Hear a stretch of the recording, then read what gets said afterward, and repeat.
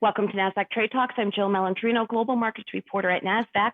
Joining us remotely, we have Michael Collett. He's a co-founder and chief marketing officer over at Stack. And we're going to take a look at the old world economy merging with digital assets and how high net worth individuals are approaching that. Michael, it's great to have you with us. Thanks so much for joining us, and it's been a very surreal time for us as people and in the markets. And give us a higher level overview of high net worth individuals. You focus on the Asian market, what they're thinking right now, their impacts of the coronavirus outbreak. Well, thanks for taking the time to have me. It's a pleasure to meet you. I mean, it's very, very difficult. I've seen this split up across Europe and Asia. But, you know, I can speak. We actually managed to fit a marketing trip in before this kicked off. And look, if I'm brutally honest, the people we had interested in the product before the coronavirus really kicked in, and it's kicked in pretty swiftly, we've actually seen an uptick in subscriptions and immediacy in trying to get into the fund. There's been, I mean, look, Bitcoin, in my opinion, didn't do itself any favors the way it collapsed 2 weeks ago. But I think people who were believers in the story beforehand and believers that it's a good place to or a good asset to use for some diversification, they're still in there now. They're now using this pullback as a decent entry point. All right, and let's take a look at Bitcoin and how that is decoupling from traditional markets since it fell off on March 12th. If we could take a look at where that is right now, and then we can drill down into how high net worth individuals are approaching digital assets. Well, okay. So I mean, look, right. I mean, I'm a Wall Street veteran of 25 years, and I've seen SEP 11. I've seen, the aftermath, giving away my age. I actually started off with the Asian financial crisis in '97, and then there's obviously the global financial crisis. So I've seen a lot of crazy stuff. But the last, 2 weeks ago, so 2 weeks ago tomorrow, when it was one of the first real lurch downwards in old world assets, and Bitcoin just imploded. It went from 8,000 to 7,000 in short thrift. But then once 7 broke, it literally was a vacuum down to 6. And look, that kind of basically sums it up right there. You wouldn't get that. I said to my colleagues, this black swan event really did arrive about six, probably more closer to 12 months too early for Bitcoin. It needs a bit more maturity. It needs a bit more money in this space, because you don't get stocks like Apple dumping 25%.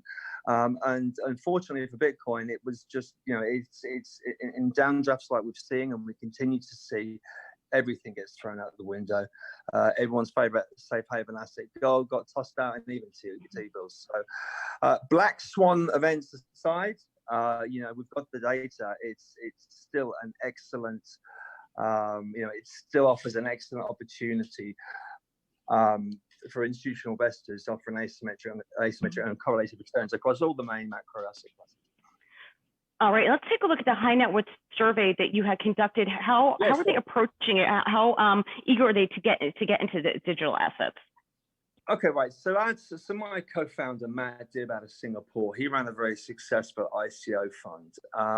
And, there's that space, the crypto space, the crypto hedge fund manager space has been struggling because most of them, like a traditional hedge fund, will have a single stock limit.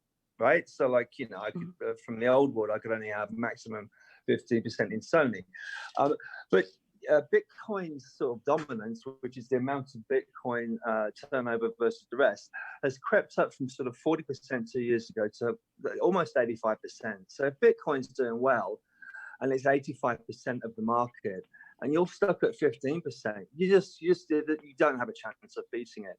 And then you've got investors. You're not only you're missing out on performance, but you're paying 2 and 20. And the people are like, well, why am I sort of paying these fees and I'm underperforming?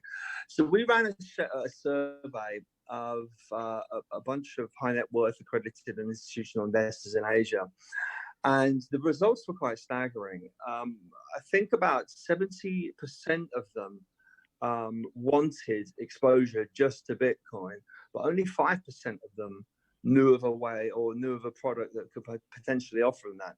So that spread there, I mean, it's a massive opportunity, and that's essentially why we launched that. All right, so if we think about, how high net worth individuals, how they can rapidly diversify their portfolios to digital assets with institutional grade security and the compliance that they're looking for, where does Stack fit into this ecosystem? Well, I mean, look, the people we're aiming at, right? They typically have traditional fiduciary duties to adhere to, right? So they probably don't understand a model like Coinbase's, where they're self-insured. I mean, they've got the balance sheet. That's great, but good luck on a hack. They want traditional means of doing things, the old world pipes and sewers. So that's what we've created. We've basically, there's the things that were missing in the space of the minute. There was regulation.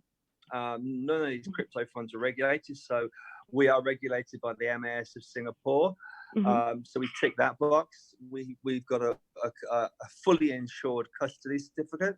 The old world hedge funds might not understand the ins and outs of storing private keys, but they understand an insurance certificate when they look at it. And we've also got a few of the bells and whistles like auditing procedures. We've got independent third-party pricing.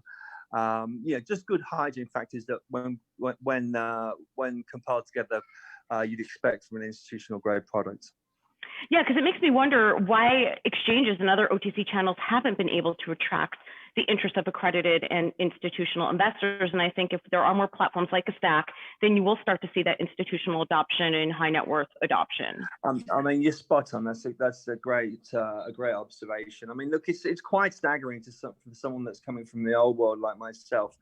Some of the stats out there, and if you're an old world investor looking to get into this space, you're going to be shocked by a statistic that says that 92% of digital assets, 92% are actually held at the exchange. Only 8% are held with third-party custodian, which is just crazy. I mean, it's just such a massive risk. And of that, only 4% are insured. So, there is a dearth of products like ours, and we've dressed it up. The subscription process is super easy. We've sped up the process of getting in and out. As I said, it's insured custody, it's fully regulated, it's properly independently priced, and there's daily liquidity as well. And it's basically like an access product. It trades like something, I keep saying the old world, but you know where I'm coming from. It's something they understand. All right, Michael, thanks so much for the insight. Stay safe. Thank you so much for joining us on Trade Talks. My absolute pleasure. All right, and thank you for joining me. I'm Jill Malandrino, Global Markets Reporter at Nasdaq.